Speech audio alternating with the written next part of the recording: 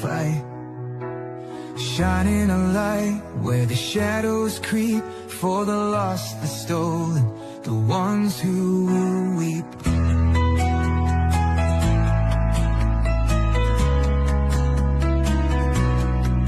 She won't turn away, she won't back down, even when the loony clowns come round. Threats don't shake her, lies don't win. She stands for justice, right till the end. Want the truth, want the best, wanna be safe as you chat. Find kids true crime, it's worth your time. She's got your back, she's on the line. YouTube, Twitter, TikTok too, Facebook stream, she'll fight for you.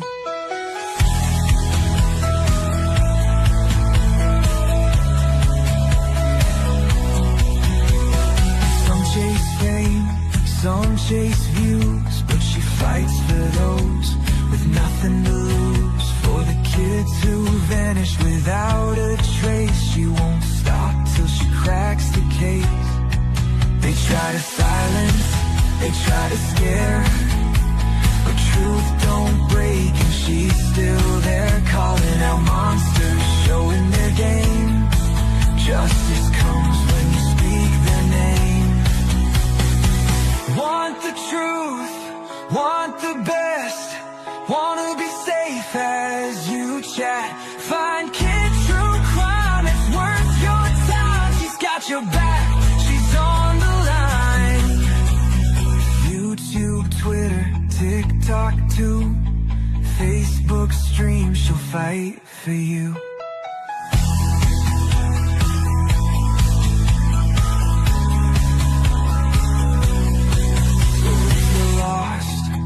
Need a voice, kids stand strong. She makes the choice for victims gone, for those in need. She's fighting hard, she won't concede. Want the truth, want the best, wanna be safe as you chat. Find kids true crime, it's worth your time. She's got your back, she's on the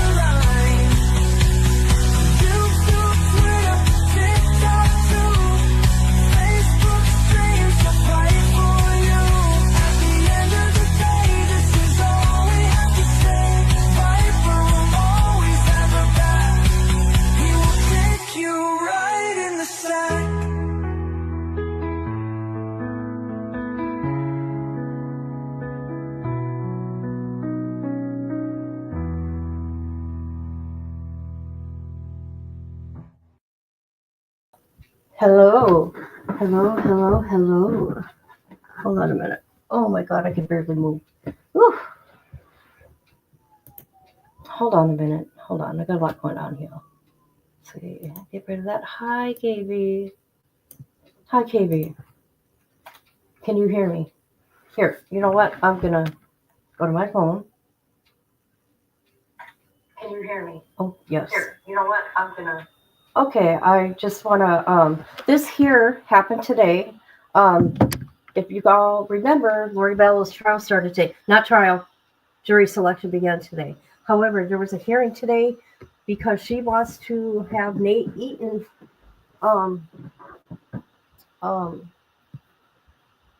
subpoenaed or something or other. Hi, Patty. But before I begin that, people, all right. Some people are wondering, since it's Monday, some people are not on YouTube all the time, why I have put everything on private, and now I'm being asked why everything of Wade Wilson's being put on Patreon.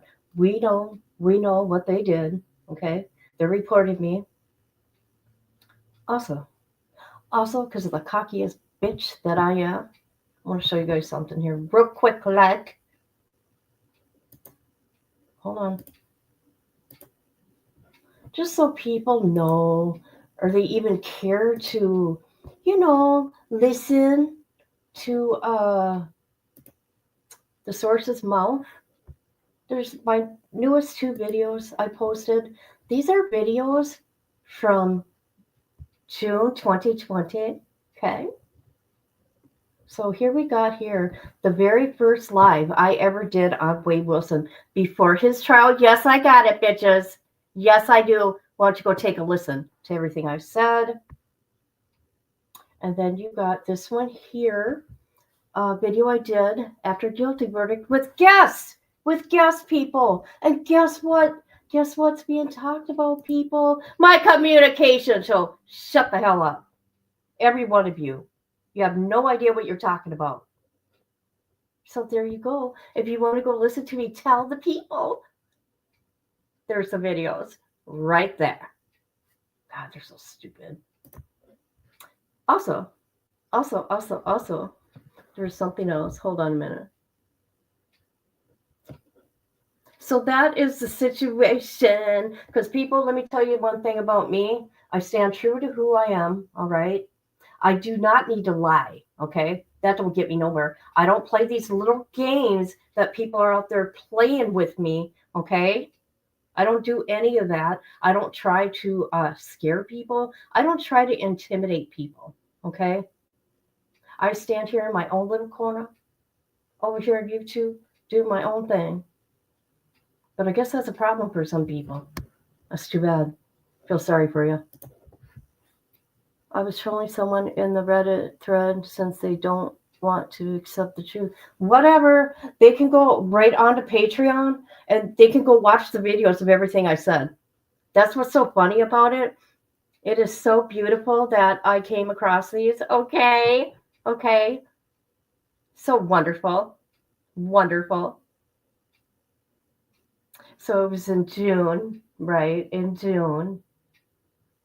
And then there's 2 in June, you guys. Yeah. So go watch it, bitches. That's right. And I'll say it again, bitches. Tippy, hey girl, hey.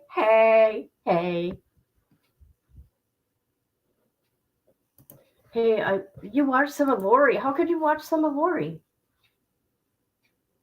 Today was just jury selection. I'm so glad I'm not on Reddit and Discord. Me either. I'm not. I don't even bother with the shit. I don't. It's not worth it. These people they're dangerous. And there's people out there trying to make things more than what it actually is. And they're actually putting innocent people in danger for their own amusement and entertainment. Innocent people. Because they think they know stuff. And they don't. That's sad. That's really sad. Okay, so let's get back to Lori Vallow. I just wanted to put that out there real quick. So if you guys thought, this was such a secret, guys, no, it wasn't a secret. It was talked about on my lives, like bitches.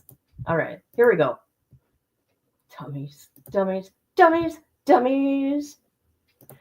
All right, here we go.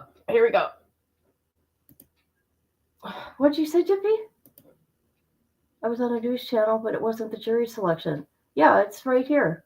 It's about Nate. Right here. I told someone that I've been writing. Don't get them going. You're going to get them going. And they're going to come after you. KB. Silly girl. Silly.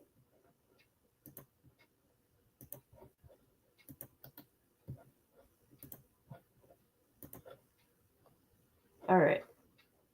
Let me take that down. All right, let's get to it. This is Lori Vallow. Okay.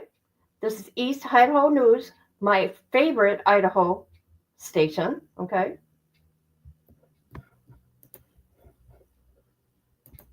Go over those answers beginning at about 10:30 a.m. We'll plan on starting at 10:30 a.m. Whoever's left, as well as the people that we approved to come back from this morning's group, will come here at 1:30 p.m. We'll begin in-person questioning. Hi, KB. How are you? On the news channel? It was a 30-minute delay, was it? Not her jury trial. This is about Nate. She's all fired up. Hey, CB, do you hear all the rumors that are going around about me? They're nuts. They're all nuts. They want to believe a big, huge, like, why? They think they got something, and they don't. That's what's so silly about it. That's so silly. Try to put the stuff to rest. Hi, Dippy. Dippy, how you doing? Oh, I didn't realize I was muted. No, that's okay. No, the situation is I was talking to my daughter, my baby girl, and so I'm just able to watch this now. Ah. Oh, is this what I was talking about? You might not want to be up to date, Sabi, because I took everything has to do with Wade Wilson off my channel, and if they want to watch it, then go to Patreon and watch everything I have, because they are trying to take down my channel again. Because I stick up for myself and I say what's true to me. Yes, that's what's up. They would rather believe the lie. Oh God, they need to go watch the first 2 lives I ever did on Wade Wilson and what I say. Jesus. Yep, sure did. It's all out there. I mean, they're so stupid. Oh, she's got a secret. It was no damn secret. It was no damn secret. Dummies. All right, let's do this.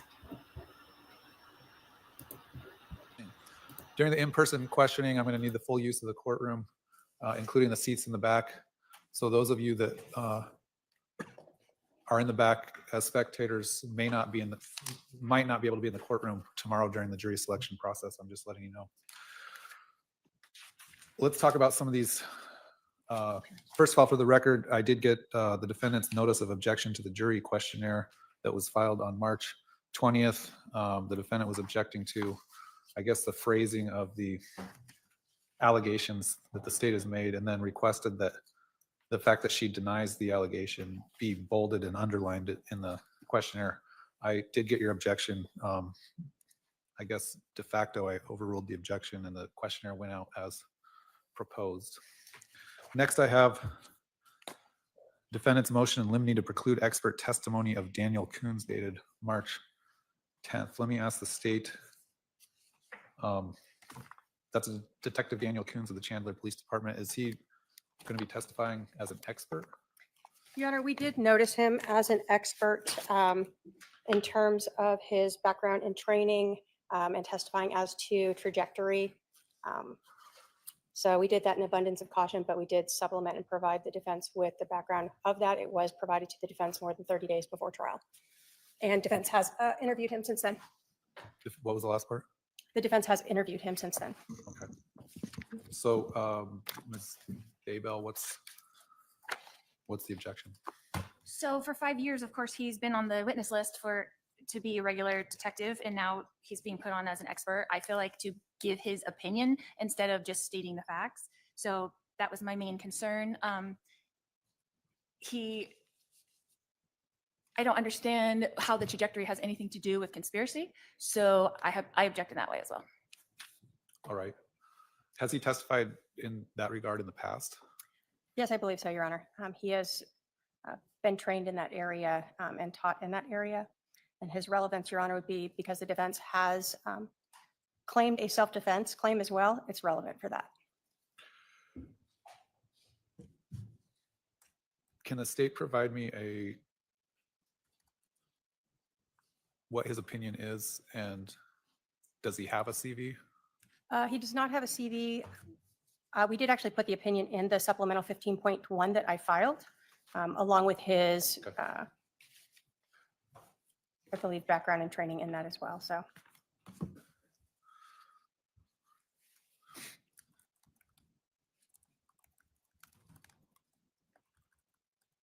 I guess let me flesh this out a little bit more. Let me ask the defendant, you've said a couple different things. Are you saying he's not qualified as an expert, or just that the disclosure came in late and you don't think his opinion is relevant?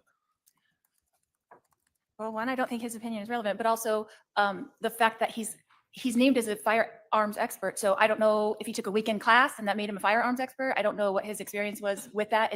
In his CV, it just says firearms expert. So did you ask him those questions? Was it you that interviewed him or your investigator? My investigator interviewed him. Do you know if he asked questions regarding his I'm not background, sure. training, or expertise?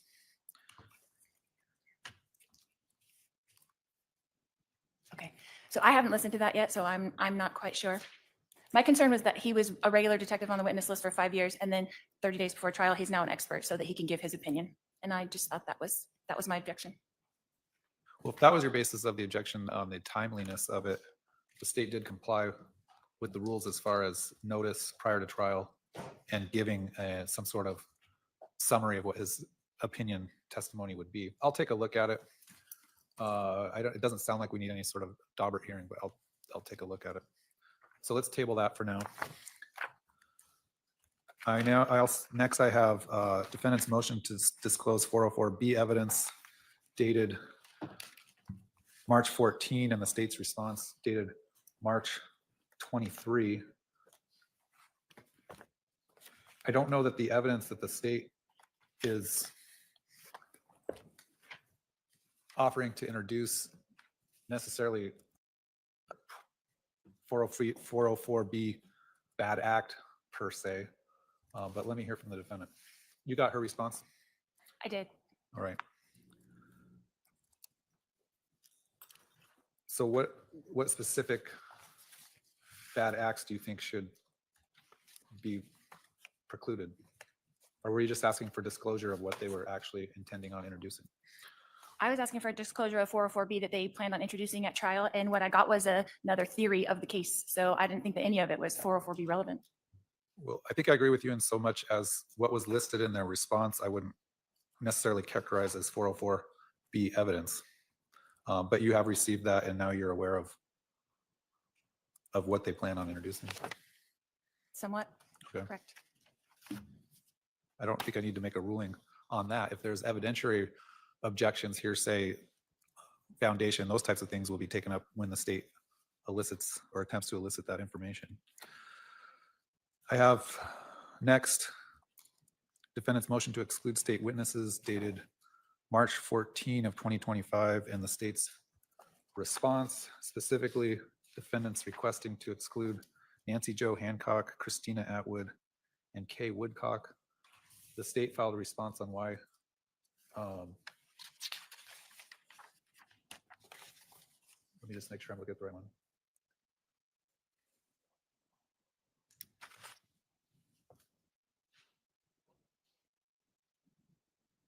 The state's going to offer some sort of testimony from these three witnesses that are going to talk about, to go toward the element of premeditation and or motive. So what is your objection specifically?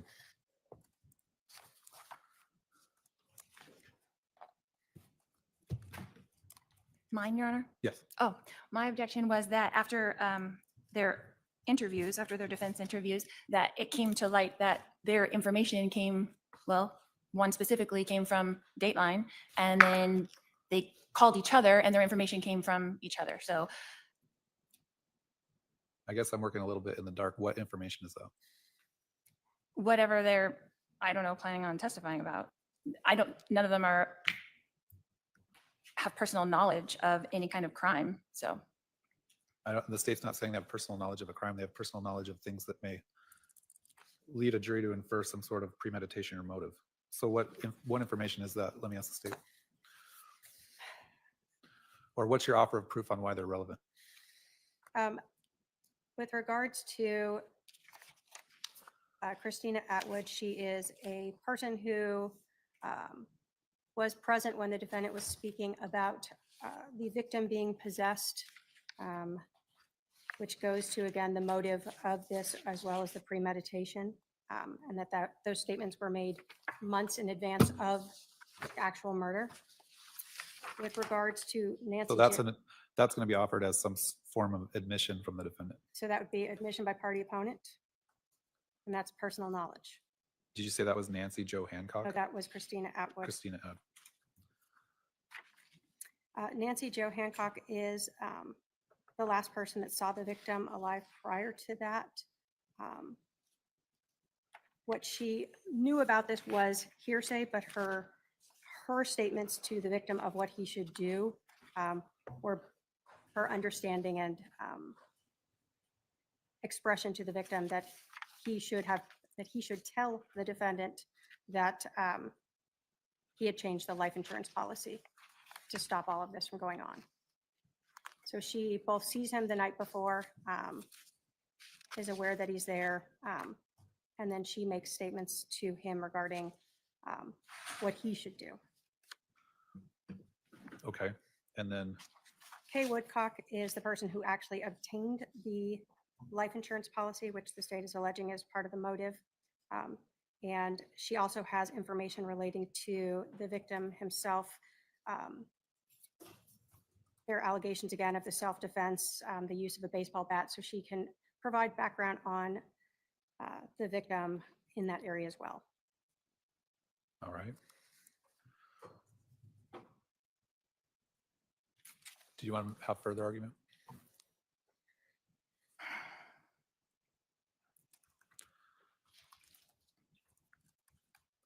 Just the fact that this information that is supposed to be coming forward is not. All these witnesses are getting together and talking about all this and comparing all their notes and all these things beforehand. And then they're telling us that in these interviews. Well, I talked to her 100 times. Well, I talked to her every day. Well, she told me this. Well, she told me that. So their information is not firsthand. These witnesses are all coming together. They're all watching everything that goes on TV regarding this. And I would like them all precluded.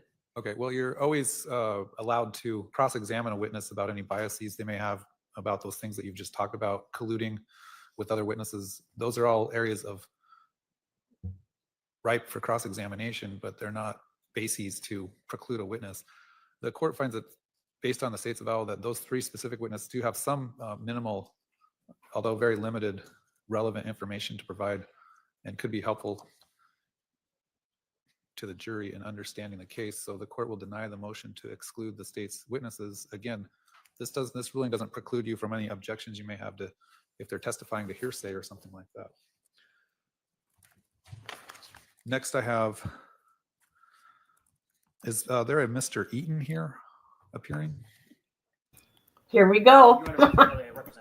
Okay, you filed a motion over the weekend. Mr. Eaton or someone that he works with filed a motion. Mr. Eaton was, let's address that now while we have people here. Mr. Eaton was listed as a witness by the defendant. Mr. Eaton apparently is a reporter in Idaho and based on the filings, believes he doesn't have any relevant information and shouldn't be listed as a witness. So let me ask the defendant, what relevant information would Mr. Eaton have? Why is he listed as a witness? Well, I just got this last night, so I haven't had time to read all the things that he's claiming he doesn't. But there's several things off the top of my head that is relevant. Right now, one of the things is it's different now, right? Because he's had this off the record conversation with the prosecutor, and he's kind of made himself a witness. He's kind of made her a witness. How so?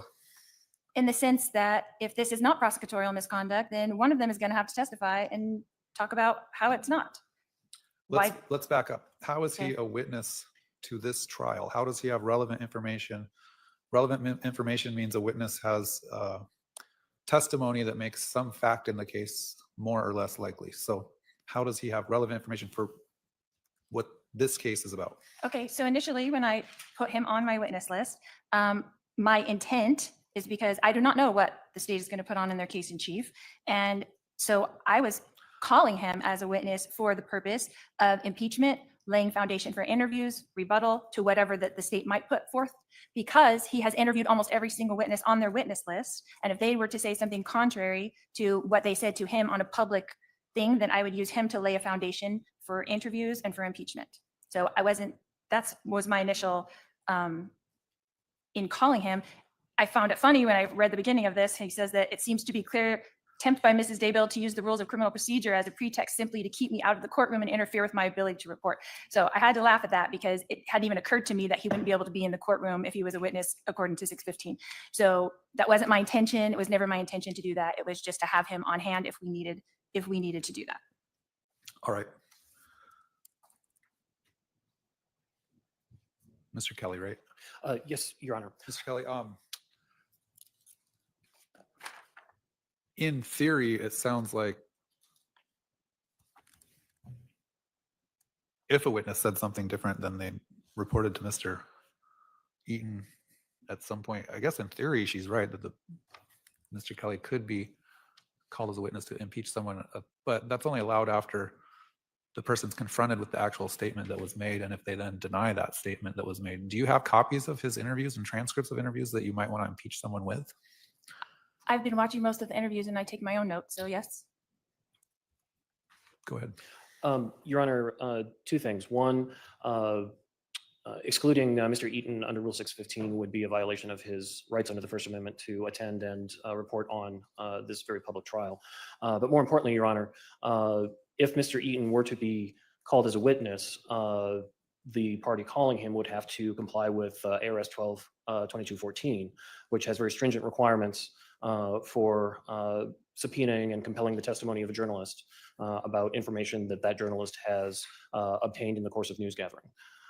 As we state in our motion, we don't believe that there is any way that Ms. Daybell can meet those requirements, but if I would suggest that if she wants to call him as a witness, she would absolutely have to follow the requirements of the subpoena law, and we would then have an opportunity to challenge that.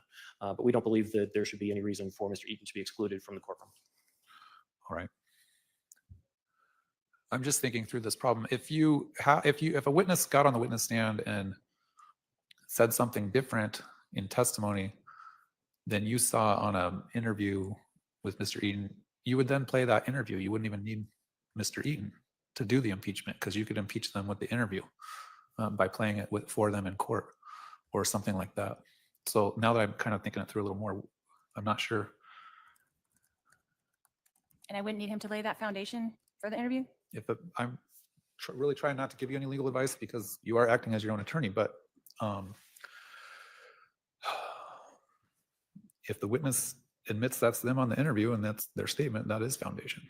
So He's interviewed law enforcement, almost all the law enforcement that's going to be, up here on the stand. So it's not just witnesses, it's law enforcement. well, when I say witness, I mean generally any witness, regardless of their occupation.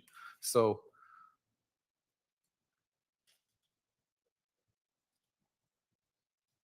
I don't foresee,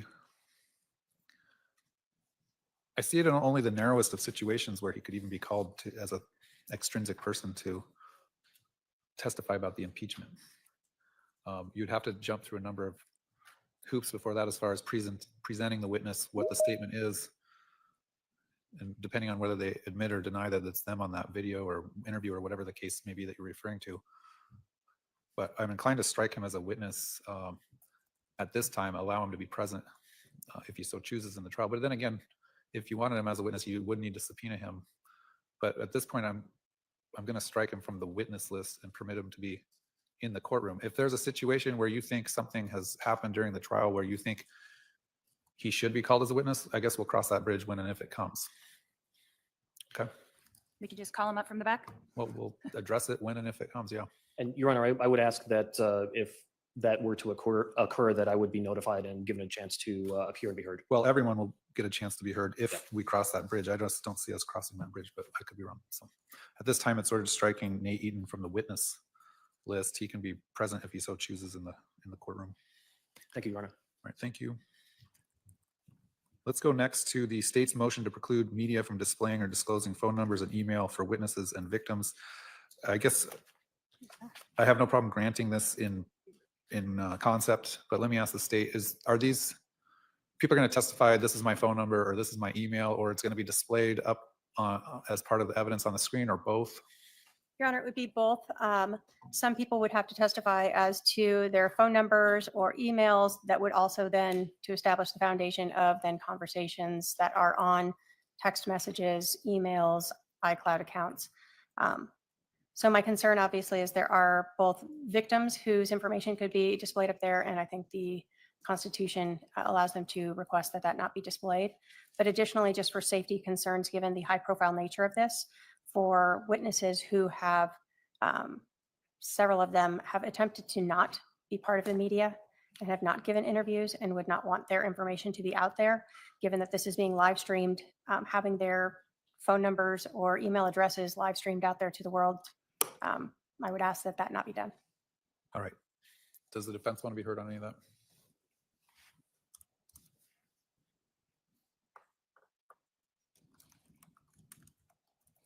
No, we agree. So we're not actually being live streamed, but there's a 30-minute delay order on broadcasting what's in the courtroom. I already have a protective order that jurors can't be broadcast in any way. And I have an order that the feed can't broadcast sidebars that we might have.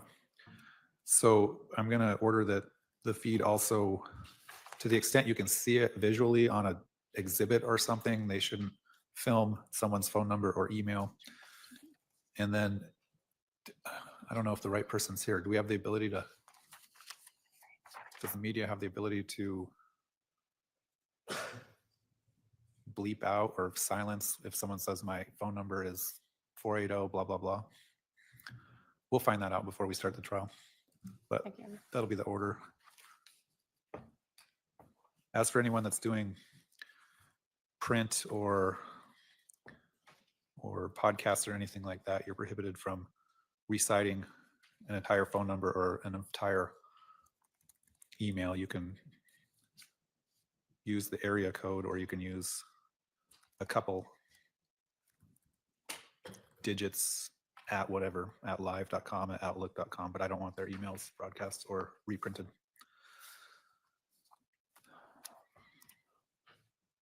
Let's go to state's motion to preclude Lonnie Dorkin and preclude noticed witnesses. Did Mr. Dorkin ever get a report prepared? Not that the state has received. Do you know?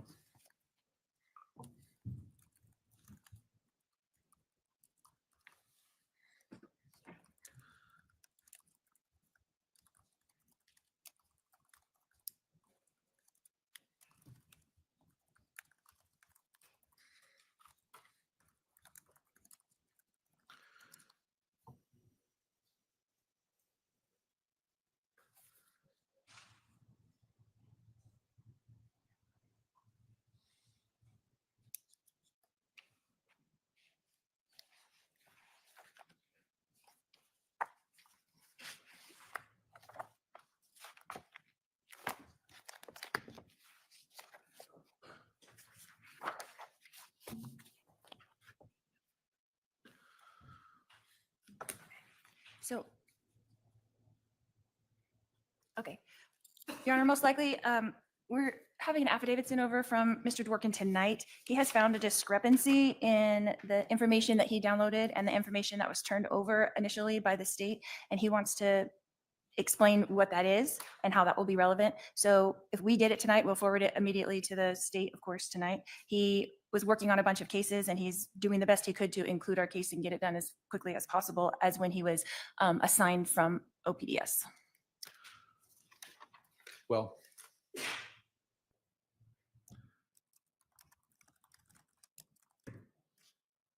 at this time, I'm inclined to preclude Mr. Dworkin, granted something pretty extraordinary happening.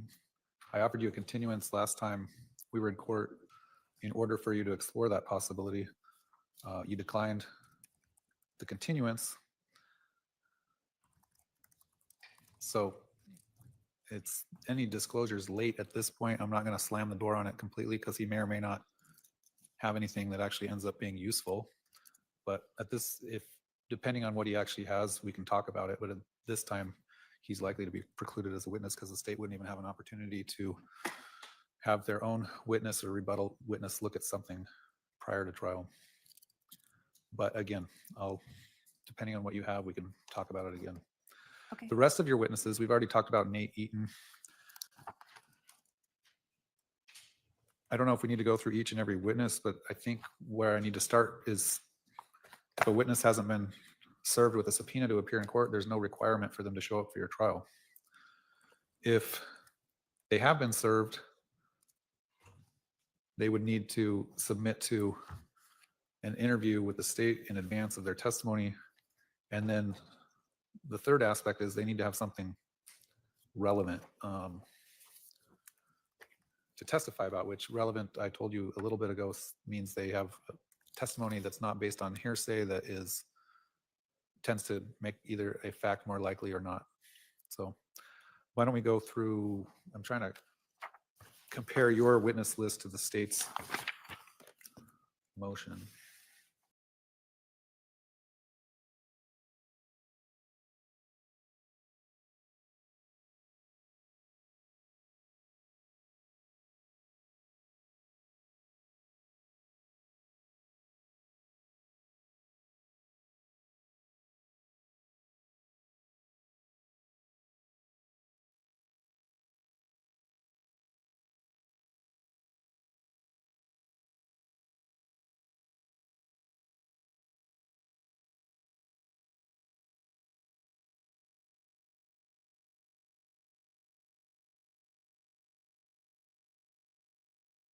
Here I am talking.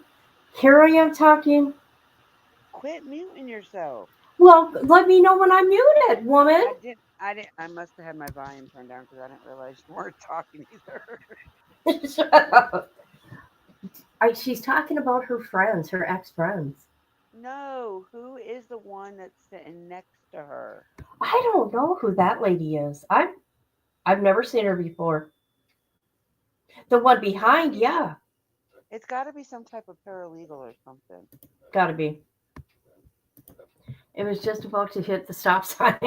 Where you? Oh God, I hate it when I do that, people. Now Lori is. Can you imagine what she's gonna be like in trial? Oh my God, look at this. I'm scared. She's gonna be something. Why does she want Nate so bad? I don't know. Does she want him to go to jail? What? I don't know. And Well, you see, think about it. He followed her wherever the fuck she was at. He found her everywhere. he did. Well, and the So, thing I about mean, the only reason now I think she did that interview with Keith Morrison, Dateline, is to get information. She didn't do it just to, get her truth out. No, well, you heard her mention that though. she Mentioned that shit. she knows what she's doing. Mhm. So I said, for a dumb blonde, she's smart. She is, ain't she? She's got an attitude today. She's all fired up, people, just like Nate says. So Nate Eaton, That's gonna be as an of interesting now, thing is tonight. not a witness. Next, we have, I don't know how to pronounce her name. Is it Viasia? Vicia. Vicia? Ita Iha. Is this one of the ones the state was able to get a hold of? No, Your Honor, we did call the numbers and left voicemail. I've not had any response, and it's my understanding that when I interviewed the defendant's investigator, Jeff White, he also was unable to speak with her. All right.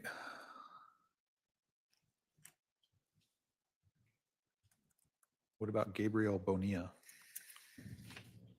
Your Honor, I had an update on that one in the sense that on Saturday, so when the state interviewed, again, Jeff White, the defendant's investigator, he had not been able to speak with Mr. Bonilla. I also called and left a message on the phone number that I received from the investigator. On Saturday, the attorney for Mr. Bonilla called me, and Matthew Ballard, who represents the Church of Latter-day Saints. He advised me that Mr. Bonilla has not been served with a subpoena, but I did not speak with Mr. Bonilla or was not given an option to speak with him. okay, So we I don't want have that to say person this. served I'm for if they have sorry. information. I'm going to mute. Even I know this. Why hasn't she subpoenaed anybody? What is up? That was gonna be one of my questions. I mean, Like, come you're worried on. about all these people, but you didn't put no subpoenas out. Yeah, that makes no sense to me. And she did have the choice. He was gonna she could have pushed out the trial for her investigator, to help him do his job. No, Lori don't want that. Nope. Nada. Everybody, this here is my new YouTube channel. Sum up to it, people, because you never know what's going to happen over here because you know what they're doing to me. I did, and I think I put a post out. No, I Thank didn't. you. I started to put the post out, and my laptop died. I was like, "Yep, never mind. I'll do it later." Or maybe Someone I felt I can't remember if I did or didn't. I think I was in the process of doing it, and Okay. but I'll check again. I'm pretty sure. All right. I don't know. Okay, let's get back to this nonsense here. To the attorney, Matthew Ballard, he has not been served. All right. What about, well, why don't I just ask the state? I've got your supplemental and your other one. I know you've actually talked to a few of these people on the phone. Correct. Is there anyone on this list, and I'm looking at the defendant's supplemental 15.2 filed March 12, on page 2, there's a number of witnesses listed out. Is there any on this list that you have talked to that you don't object to being called? Your Honor, I think that there is potentially minimal relevance from Summer Shiflett. Shizlet? I think that's a misspelling Oh. of her sister's name. Okay. I think there's potentially minimal relevance for Janice Cox, her Sure. mother. Okay. Adam Cox is actually on the state's witness list, so we don't object to him.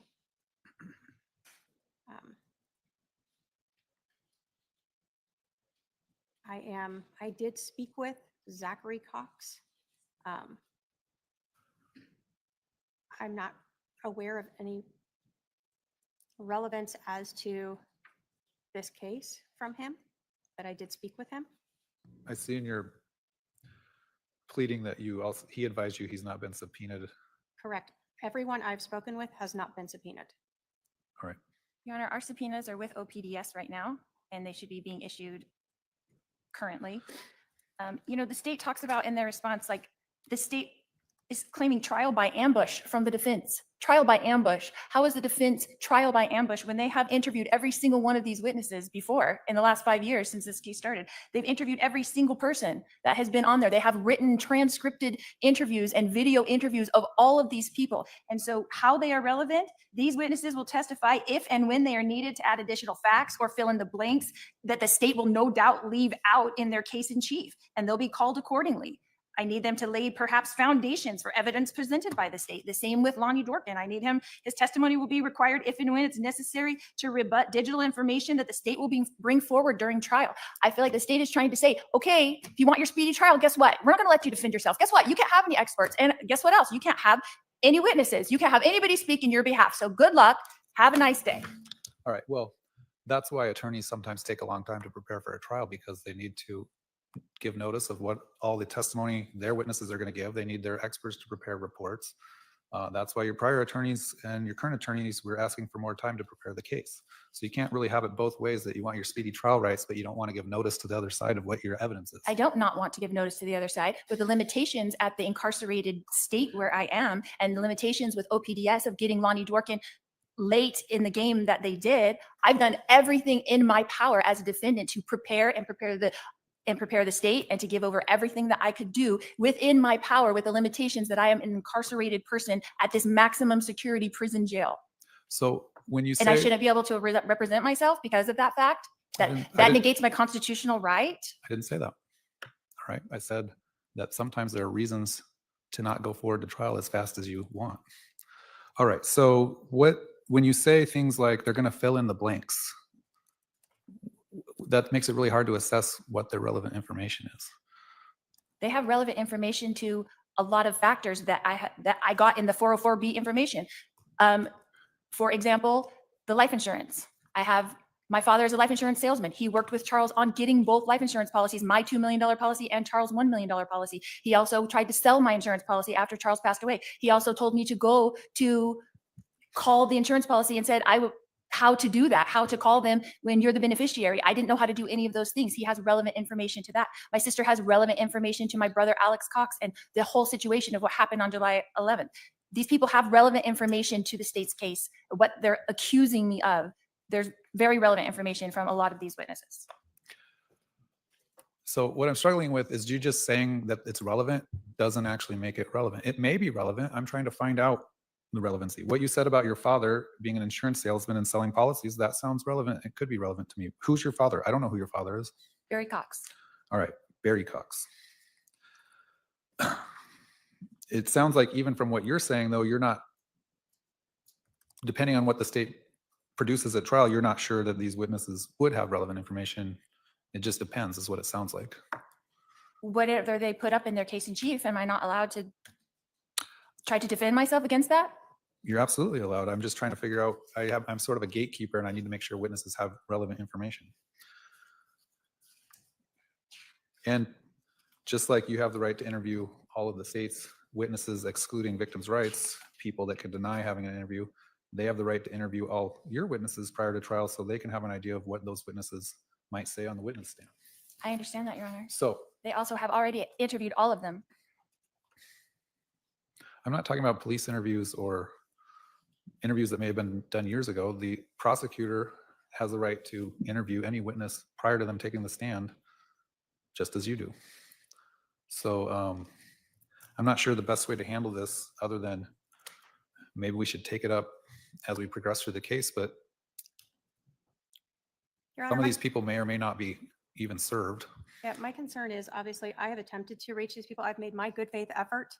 I've been told both by myself in attempting to contact them, as well as the defense investigator, that they've been unable to reach them.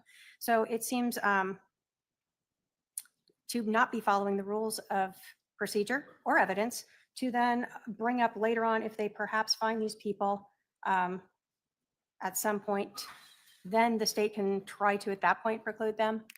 When the state talks about a trial by ambush, it is in fact that. When the defense investigator themselves cannot find these people and are still looking for them in trial when they've had at least, we'll say, 4 months to try to find them, I think that at this point, precluding them is proper. Well, I would preclude anyone that doesn't submit to an interview with the state. I kind of want to punt this a little bit just because if there's people that don't end up getting served, don't end up showing up at court, they can't find, then we don't need to waste our time talking about whether or not those people have relevant information because they're not going to be here and they're not going to testify. So I'm putting the defendant on notice that if these witnesses aren't served, if they don't submit to interviews, they're going to be precluded. Even if they submit to interviews, I may have to make a determination whether their testimony is relevant or not. So again, we're going to, I think, have to cross that bridge when it comes. The state did say that they concede that some of the witnesses, Adam Cox, Janice Cox, Summer Shiflett, may have some minimally relevant information. The rest of these, I think we're going to have to take up maybe on a piecemeal basis, but I don't want it. It's not going to be a situation where you're ready to call them in as a witness the morning of, and then the state they haven't been presented to the state for an interview prior to that. So keep that in mind when coordinating with your investigator. If he gets them served and they're actually going to be called at trial, they need to submit to an interview in advance of their testimony. Your Honor, I understand that. And I am limited in what I can do. If I could call these people myself, they would answer my call probably, and I could have this discussion with them. But I'm going through the limitations that I have at the jail through my paralegal who's working overtime and my investigator who's working overtime to try to do everything to help me prepare for trial, as they have other clients as well that they have to do things in a timely manner for. So we are doing the best that we can. Okay. All right. We next have defendant. Misty, you're on the wrong channel. Hold up, woman. Hold up. Let me get you the link. You did it yesterday too. What is up with you? Hold on, you guys. You guys are funny tonight. Oh my God. I was right. It's a Oh. paralegal. I knew it had to be something like that. Ooh, God, that made it cold in here. Damn, that was quick. Look. Okay, Misty, here's the link right here. Look it. Oh my God, Lori's losing her mind. Can you? Oh my God, I can't wait for trial. I can't wait. It's gonna be interesting. Very interesting. She, you know what? She's saying, you know, she's talking like she's smart. I told you, for a dumb blonde, she's smart. Yeah, and I'm thinking of Daryl Brooks. Grounds. Do God. you remember No, Grounds?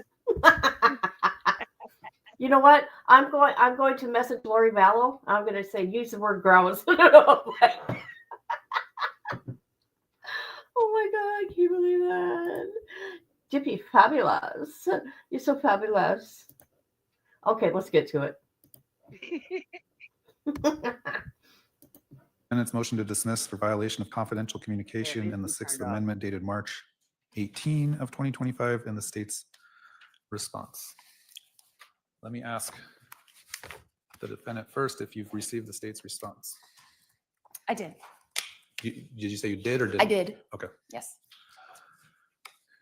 If you have an attorney in Idaho that is working on an appeal,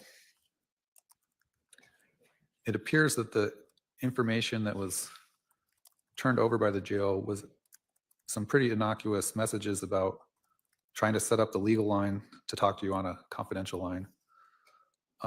And really that's about it. So how does this arise to some sort of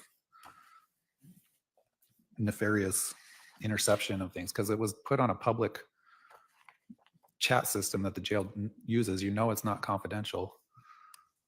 And you're told it's not confidential. And then even if I look at the substance of the messages, there's really nothing in the messages that would arise to some sort of confidential communication, just trying to set up a meeting and get the unrecorded legal line set up. Who's saying that they're not confidential? Well, the Who's jail, telling me that they're not confidential? your own attorney, it looks like. Here's a message. I see that they came and got you. I'm working on getting a confidential attorney line set up.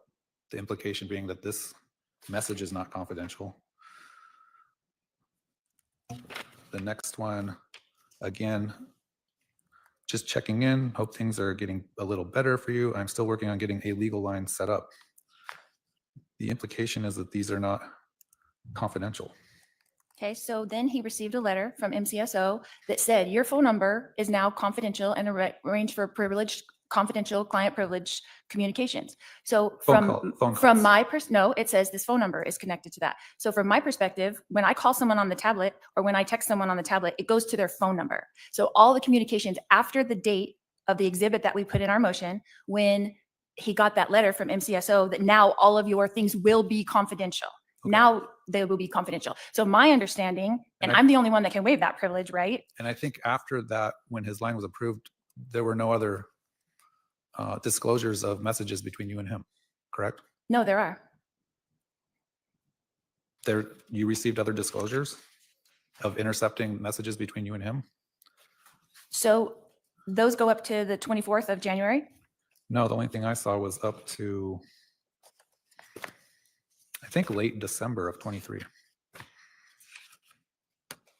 Okay, so there are confidential things that are in our communications because I was not aware that after he received that there were not. So the prosecutor who obtained these, her protocol would not be to stop and ask the court for some guidance on this, maybe do an in-camera review if she's subjecting herself to client privileged communications, instead of reading them and finding out and assessing for herself if there are anything in there that's confidential information between me and my appeals attorney. I have no other way to communicate with him when I'm in this incarcerated situation because I was brought here to Arizona to deal with these charges. So it is a problem. It's a problem that she took them. It's a problem that she got them from MCSO. It's a problem that she read through them. It's a huge problem that she put some of them into her motion, and now his IP address is exposed to the public, which is a federal offense. There's a lot of things wrong with what has happened here. Well, you reminded me that when his number was approved, he then sent messages from different IP addresses instead of that phone number that was privileged. So he's the one that disclosed or violated the confidential nature. I don't see that any of these, I'm going to call them inadvertently intercepted messages between you and your appeal attorney. I don't see that they're being used in any way by the state. Just the state reading them as a violation of the client attorney privilege. Well, not if they're not done through a privileged setup the way that they were supposed to, which he even acknowledged. My understanding from my perspective was that that phone number was now privileged. The way it comes to me on the tablet is I text that phone number or I call that phone number. Correct. So if you're communicating through the phone number, but if he has it set up where the messages aren't being sent and received actually through the phone number, but through different IP addresses, the system doesn't know that they're privileged because they're not being sent and received through that privileged number. But I didn't know that. There's no way for me to know that from where I am in my cell. There's no understanding for that. I assumed he was just getting them on his same phone that we were having client attorney privileged communications. And is the state giving these to Idaho? Do these get dispersed out? I would like to know that. Where are these going? They're getting them from MCSO. Is there a subpoena to get these from MCSO? Is there a warrant to get these from MCSO? I didn't see anything that warrants them getting them from MCSO in the first place.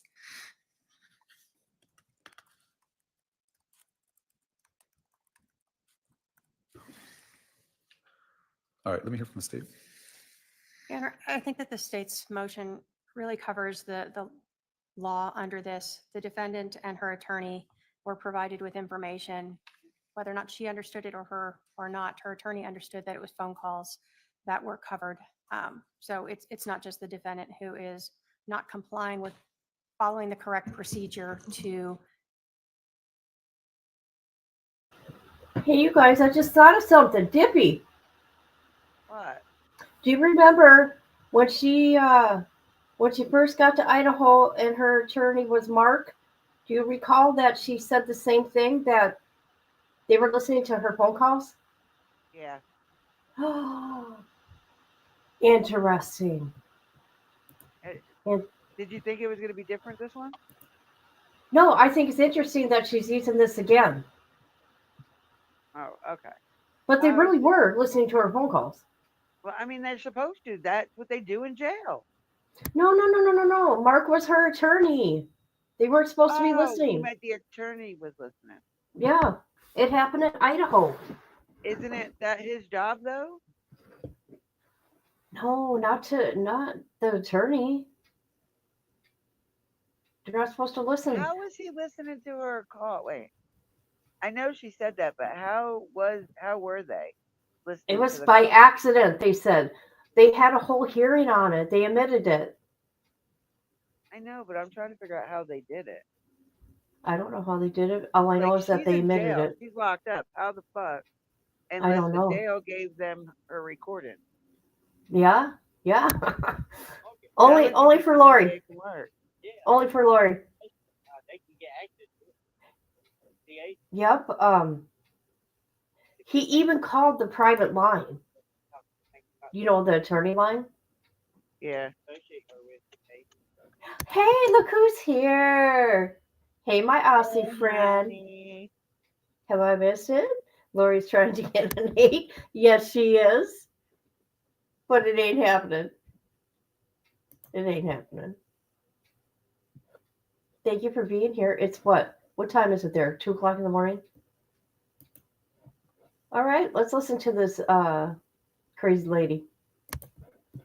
Utilize the set up attorney-client privilege means to communicate. In this case, the state, obviously, I disclose those before I even look at them. I understand that they are statements by a defendant, and I believe that they are to be disclosed under Rule 15. And so before I even look at them, I send them to the defendant because I don't have the option of not providing them to her since they have been obtained. I think if you apply the case law in this, the defendant cannot meet her burden to show that I'm hot, there's but any goddamn, legal I got advice in these messages. There's no privilege in them. The messages are asking to set up times to call and to speak. Are the three, I think it's 3 messages that you included in your response, are those all the messages? No, Your Honor, there are other messages, and we do say that tablet messages between Ms. Daybell and Mr. Jerem do not end on December 28th. They continue. And there is privilege information on them going forward. And the state is basically testifying for my attorney now. She just testified for my attorney that he understood that that these were not privileged communications. Where does she understand that where is she testifying for my attorney? Well, I think because the context of the messages say, I'm trying to schedule a time and I'm trying to set up a confidential line, meaning That was this is not before. confidential. That's right. He said it wasn't confidential before MCSO gave him a letter saying your phone number is now confidential. Your phone number now has. Okay, I'm not going to keep rehashing this with you. The fact that he's using different IP addresses and not messaging through the actual phone number that's protected, I think is part of the problem. So if he's not using the program correctly, that's an issue you need to take up with your attorney. How is This he would be using a- it incorrectly? I just told you. He's not messaging through the phone number. He's using different IP How can addresses. you message other than the phone number? I don't understand that. I don't understand that either, but if it was from the phone number and it's for his cell phone, for example, it would be the same IP address for each communication. There's like 4 or 5 IP addresses. Where are the IP addresses coming from? They're given to you by the state? They're right there listed on the messages I'm just saying, where are they obtaining those from? from your attorney's messages to you. From MCSO? Yeah. Did they get IP addresses for every single person of every single message communication on the text from MCSO? Well, it's listed on the messages, so I assume so. It says Craig Durham, and then under it is the IP address from the device that's being used. Okay, and then Ms. K is reading all of these messages and they're not privileged. Is that what you're coming to? They're not privileged if you're not using the program or your attorney's not using the program correctly. Okay, they're still not going to be allowed to use any of these messages. What I'm saying is they're inadvertent disclosure by MCSO because someone's not using the program correctly doesn't mean that they had bad faith in how they got them. They made How is he using it incorrectly? I don't know how else to explain it to you. I've told you 5 different times now. So he's not messaging with the phone number. He's messaging from different IP addresses. Okay, can I ask if these messages are being disseminated anywhere to Idaho, to the prosecutors in Idaho? Because it's definitely affecting my appeal if that's the case. I don't know. Have not been sent to anyone other than the defendant, Your Honor. All right. So there was some communications I find that were intercepted between Ms. Daybell and her attorney. The state's not to use those communications. They're not to disseminate those communications, but I do find that they weren't purposely sought out by the state.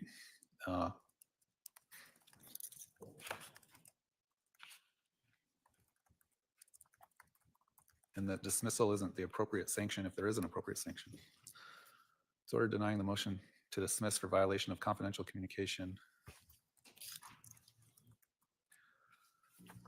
All right, then we have defendant's motion to dismiss for prosecutorial misconduct dated March 21st. Let me get that.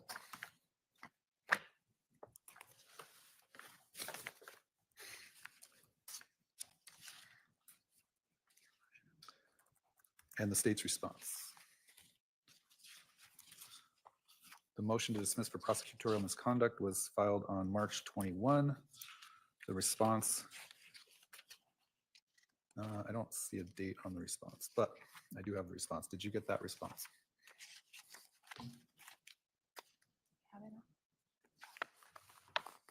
Ms. Daybell, did you get that response? I did, Your Honor. All right.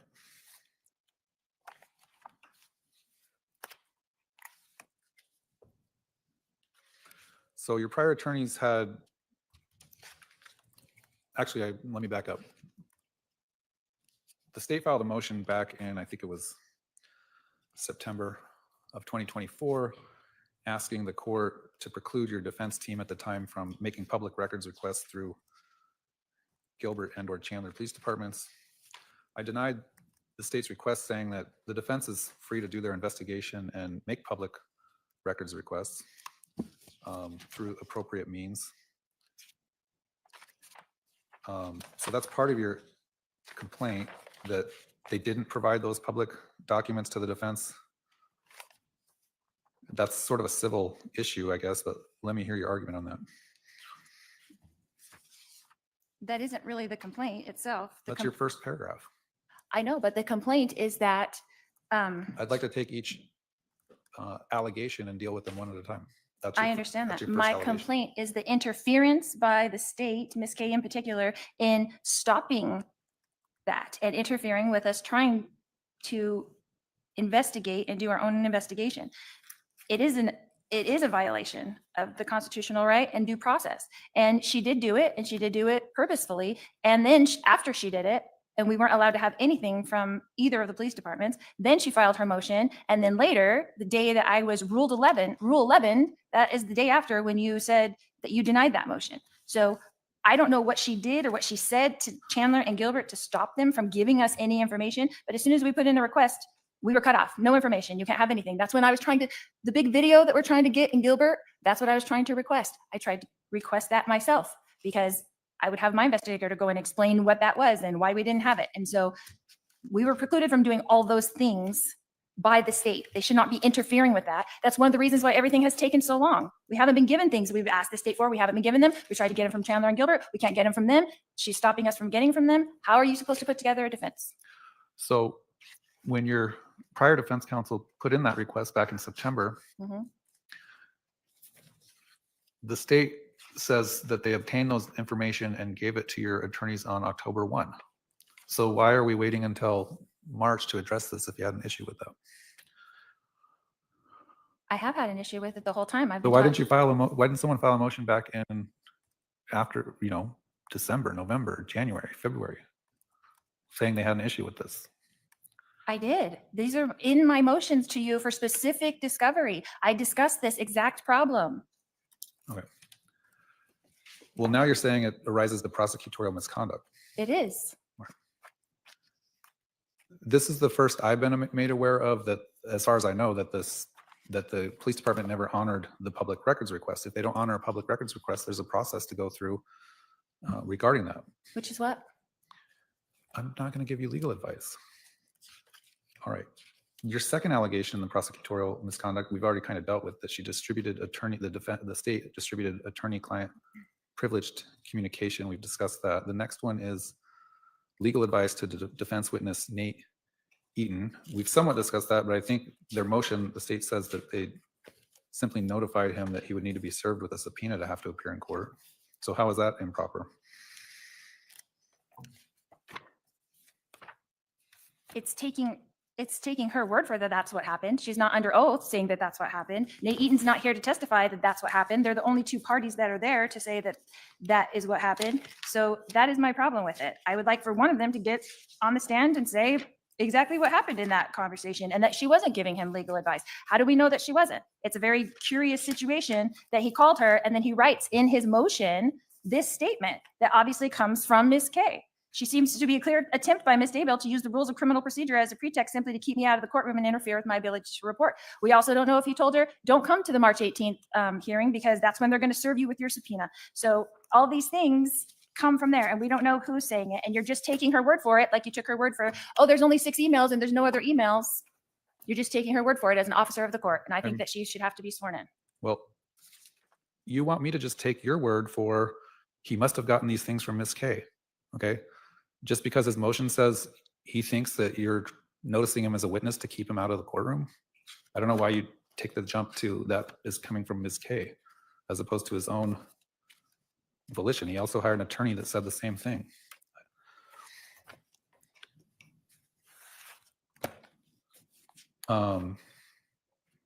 Even if she had said you need to be served with a subpoena to have to show up in court, that is not an ethical violation. Well, giving legal advice is an ethical violation. Is that correct? Stating what the law is not an ethical violation. If she said, I don't think you should show up at court, even if you're subpoenaed or something like that, that could be an ethical violation, but we don't have that.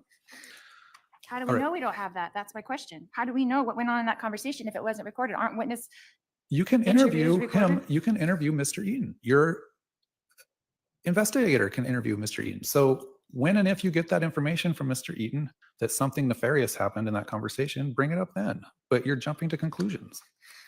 You have the right to interview any witness. Okay. Not a witness anymore because you just precluded him. All right.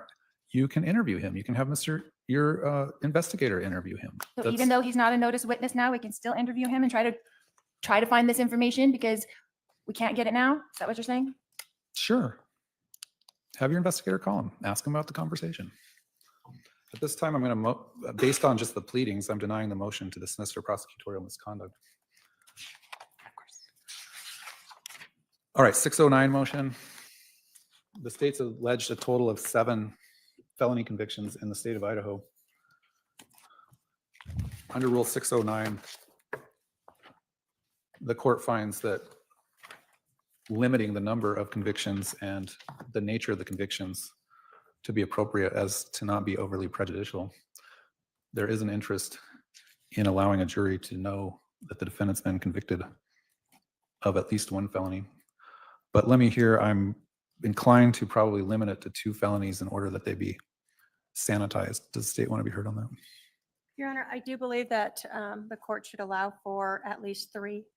There are multiple dates and multiple victims in those and multiple different distinct incidents. And I believe that it would be appropriate to, when we're talking about the credibility of the defendant, to allowing in 3 of those.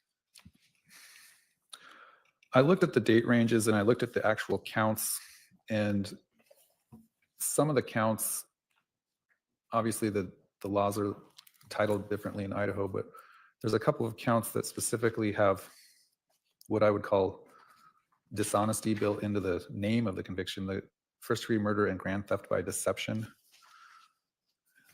Those are counts 1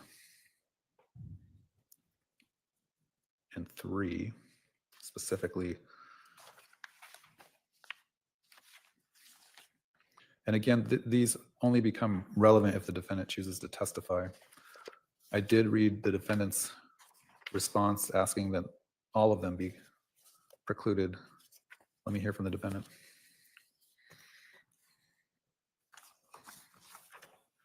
One second, Your Honor.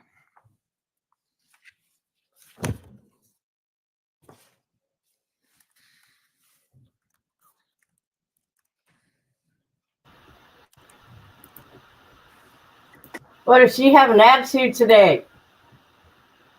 I'm going to have to get new readers, people. Wait, just wait. He's not done yet. I know. She has red readers, like a red-brown now. She no longer has green. I'm going to have to go to the dollar store. They probably will made her wear whatever they had.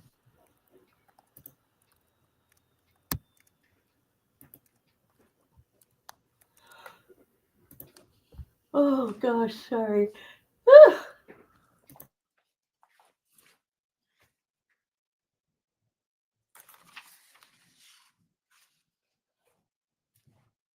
Your Honor, I haven't had a time to, I wasn't planning on talking about the 609 today, so I'll just refer to my reply. Well, we can table it till later in the trial because again, it doesn't become relevant unless you choose to testify, but you know my inclination and what the state's argument is. Okay. This morning I handed each side proposed preliminary instructions. We don't need to discuss those now, but depending on tomorrow how far we get in the jury selection process, maybe you can be prepared to tell me if you object to any or if there are additions or corrections that need to be made.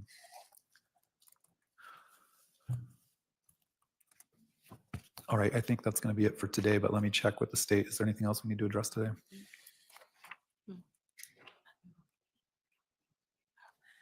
I think just for the record, Your Honor, in terms of allowing in witnesses, the gallery, I think that you had indicated you would reserve 1 row for the next of kin. Yeah, let's discuss that. We're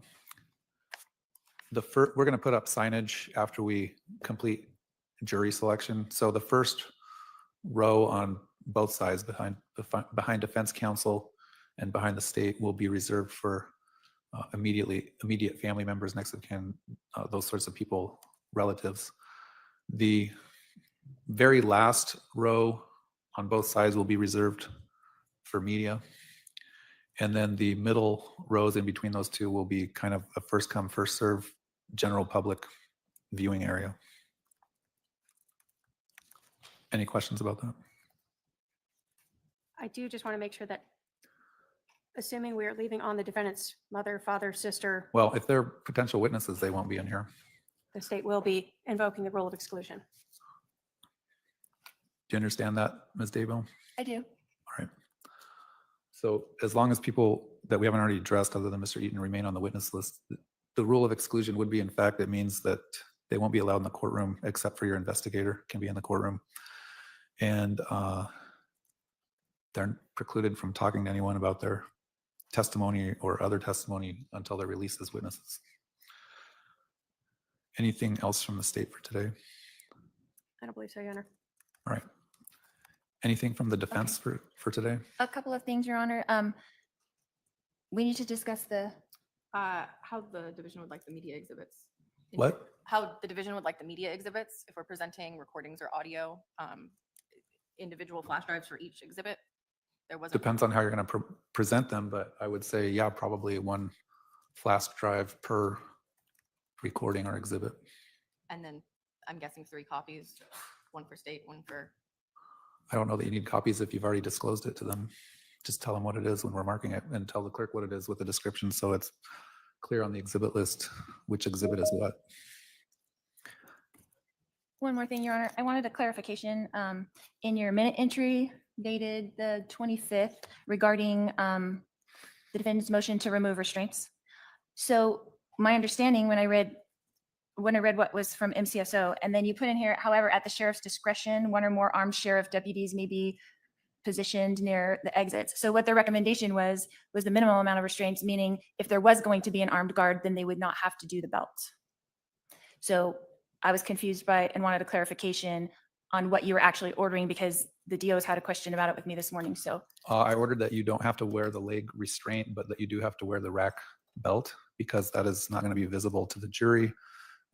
The leg restraint's a little more cumbersome and visible, and since you're representing yourself and you're going to need to approach the podium and those sorts of things, I ordered the removal of the leg restraint. You will, though, wear the rack belt. And then I said it's up to the sheriff's office if they want to. They can position a couple deputies in the back if they want additional deputies. well, their recommendation was that you wouldn't have to use the belt at all if they had the armed guard. I read their response and their recommendation, and that's my order. So what is it exactly? That you have to wear the rack belt, but not the leg restraint. And that they will or will not have armed guard? It's up to them. Okay. All right, so tomorrow we're going to start at 10:30 with going through the answers on the questionnaires that the walk-in jurors will fill out in the morning. And then in the afternoon, we'll have in-person voir dire of those potential jurors. The court's going to seal the FTR tomorrow for the portion of the in-person answers of the jurors, which should be from 1:30 on. All right, we'll be at recess.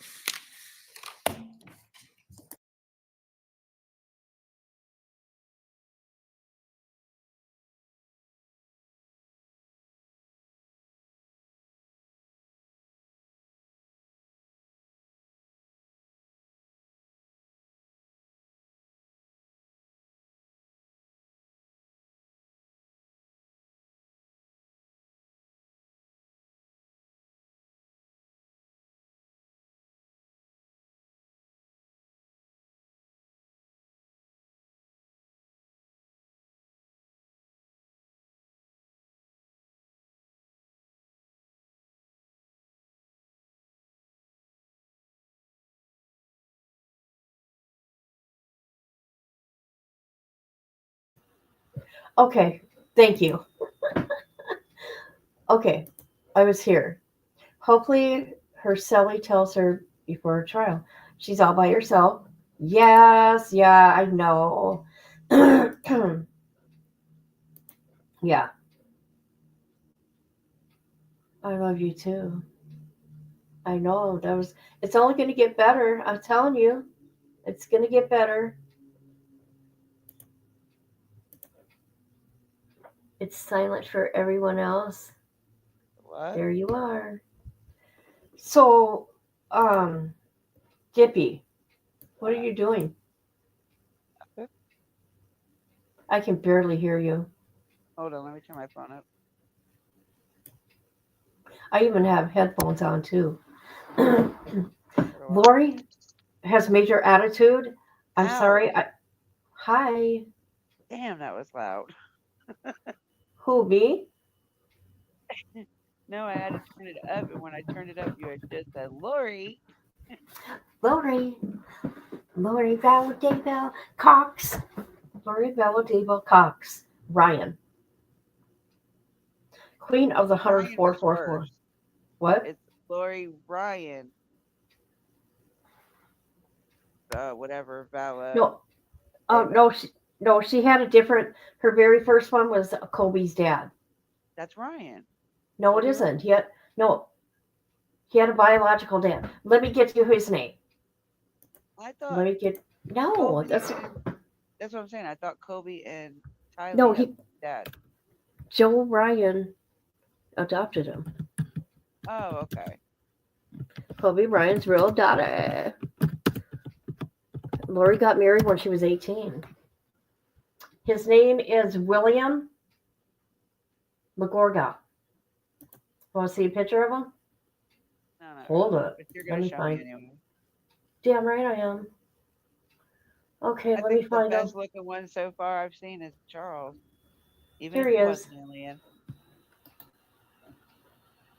So that was Lori's very I don't, first last name.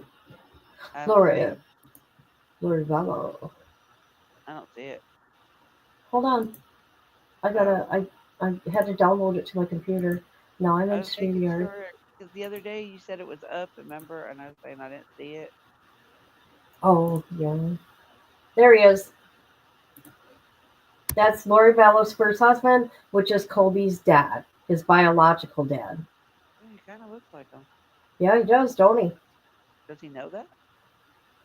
He knows, yeah. Oh, yeah. I wonder if he talks to him.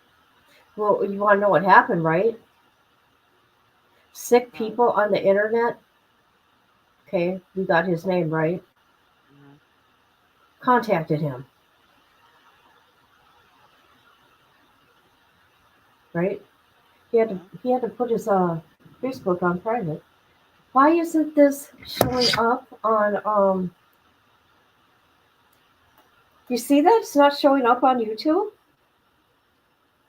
I can't see nothing while I'm up here with you. Oh.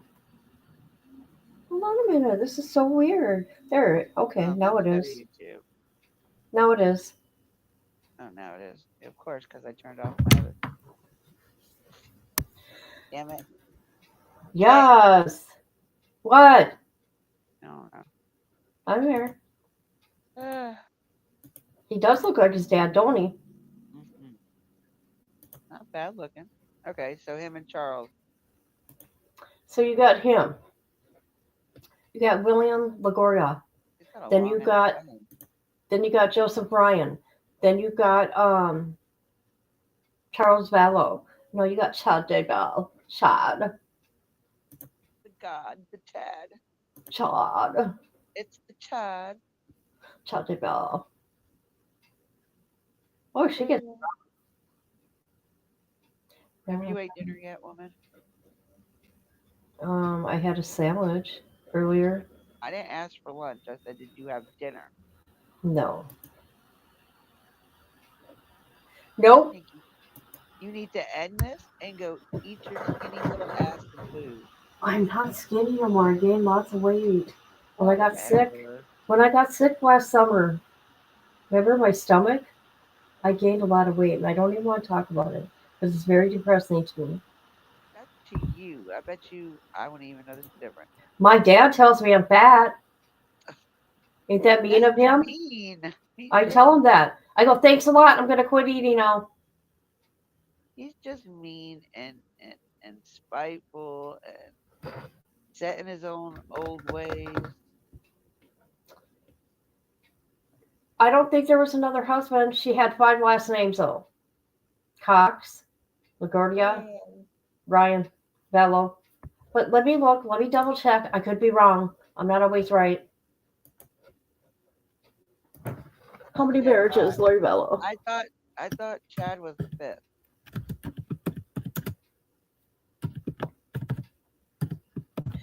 What brought that up? Because let me go to the comments. Never mind. Lord Vallow. You're slow. Yes, and I believe Chad is the fifth one.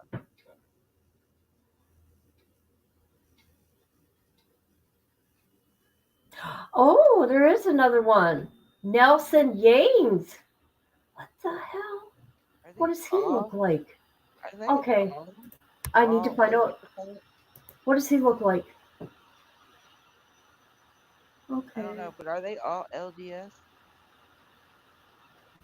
I don't think the first 2 are. I could be wrong though.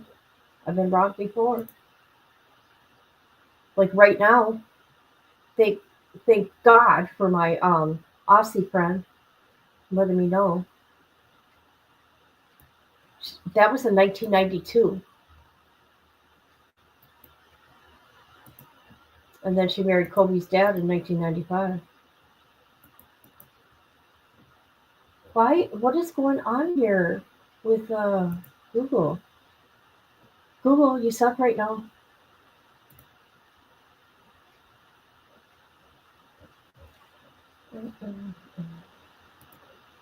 Hold on, I want to see what this guy looks like. Nelson. Nelson.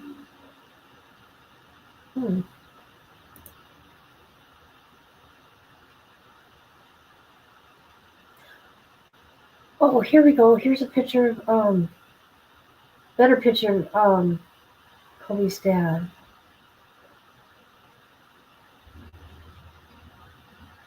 Oh.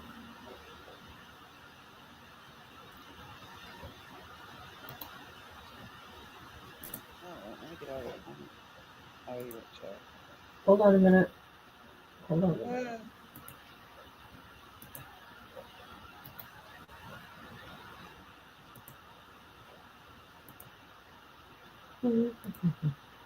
Monday night, right?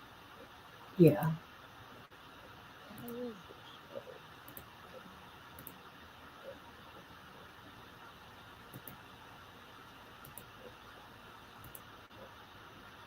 show? Okay, here we go. Here is Kobe's dad, a better picture. Boy, does he look like his father. Oh no, is that Alex? No, that's William. Okay. That looks like Alex. That looks a lot like Alex. Holy crap. Hold on a minute. There we go. Yep.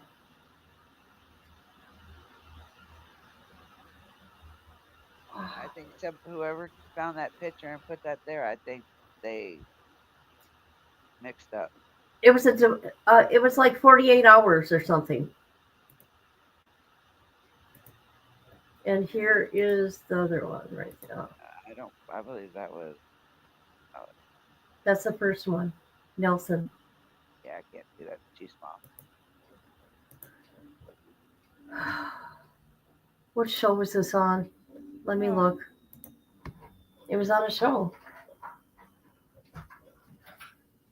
It was on Sense of a Mother. They showed that on there. How long were they married?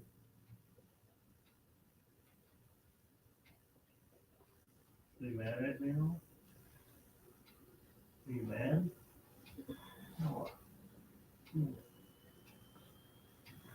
Boy, you know what? She ran around from different towns. Hold on, Nala's home. Nala! Come on, Nala, get over here. My dad just brought Nala home. I thought I heard him in the house. Yeah, he brought Nala home. Chad? Yeah, Chin. I made the perfect music video with Chad. They call me a god. Has-beens? Oh, has-beens? Yeah. So she's had 6 different last names. That's crazy. She is a black widow because I think she harmed Joe Ryan. What, Dad? In my bedroom? On the floor. All right, thank you. Leave that by her dish so I don't forget.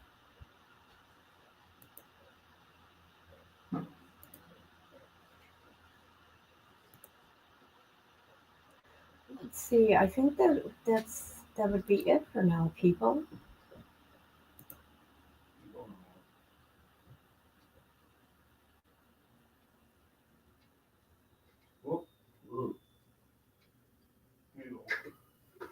Couldn't see it. It's going on. Oh, Dippy, where you at? Right here. Oh, okay.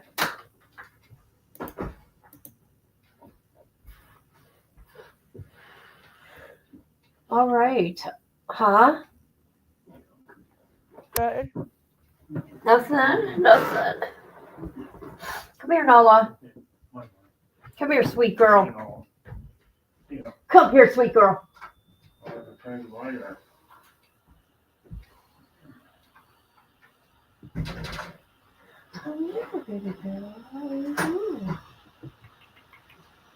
All right. I'm going to get going, I think, peoples. Oh Lord. So, everybody, sub up to my Patreon. If not, that's cool. Please sub up to my other channel because of what they're doing to me. I never know what's going to happen.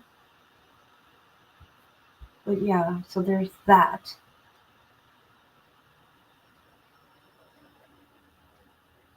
Tippy, thank you for being up here. I love being up here. I know I don't know why I forget to send you the link. I sent you the wrong link, actually. Because you are Lori Davis twin. What? I think because you and Lori Daybell are twins. Yep, me and Lori Daybell are friends. Does that mean I'm her wife, people? No, I 'Cause- said you're twin. Oh, my twin. Oh, okay. Well, people are having issues because I talked to inmates. Oh well. They're just jealous, obviously. Uh-huh. If I I had don't the know. nerve, I would do it too. There's like Well, a few I'd like hey. to break. It's like, okay, if they write me back, they write me back. If they don't, cool. I don't know. I don't care. I carry on with my happy ass. That's what I do. Good night, Misty. Misty, when's your day off?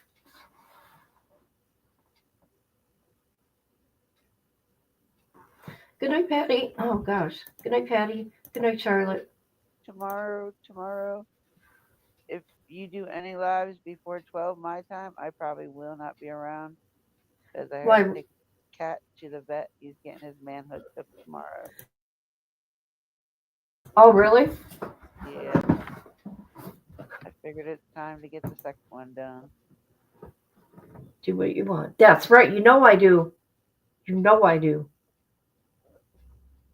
But you got a crazy group of people that are making something more than what it really is. Not believing the source. Okay, good night. We got to do a movie. Wednesday will be movie night. We'll figure it out, people. We'll figure it out. All right. I love you, Jippy. All right. I love you guys. Love you, chat. I'm going to go eat. Yay. Food. My Aussie friend, my other Aussie friend, Rachel. You're on the wrong channel, woman. And And we're gonna go now. We're going. All right. I love your faces, everybody, and see you tomorrow sometime. Okay. Good night. Love you all. Love you. Bye bye.